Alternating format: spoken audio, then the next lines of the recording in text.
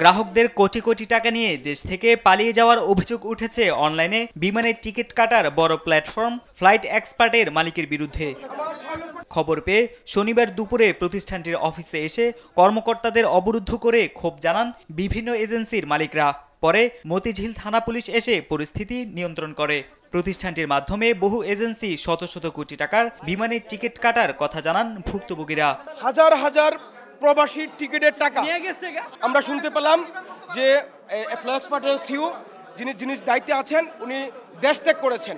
আমরা আইটা এজেন্সি, আমাদের নিজের আমরা টিকিট ইস্যু করতে পারি, আমাদের সমস্ত এয়ারলাইন্সের ক্যাপিং আছে, কিন্তু আমরা বাধ্য হয়েছে ফ্লাইট এক্সপার্ট থেকে টিকিট ইস্যু করার জন্য।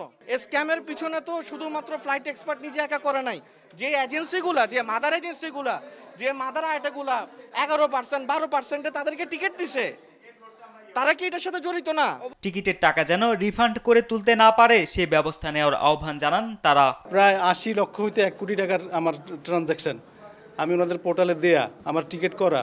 অ্যাজ লং অ্যাজ আমি এই পর্যন্ত শুনছি যে হাজির কাছ থেকে যেগুলো করা অলরেডি রিফান্ড শুরু করে দিছে, হাজি ক্যান্সেল শুরু করে দিছে, তাহলে আমি কোথায় যাব, আমি কার কাছে যাব?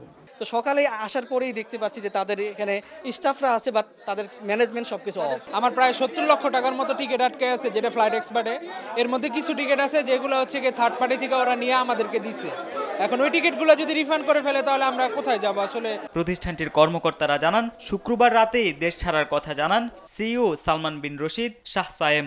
গতকাল রাত 1:20 বা 22 মিনিটের দিকে আমরা জানতে পারি যে আমাদের সিইও স্যার উনি দেশের বাইরে চলে গিয়েছে। উনি একটা হোয়াটসঅ্যাপে টেক্সট দিয়ে বলে দিয়ে গেছে। এই ঘটনায় রাজধানীর মতিঝিল থানায় সাধারণ ডায়েরি করেছেন ভুক্তভোগীরা। তারেক মাহমুদ সুজন, দেশ টিভি, ঢাকা।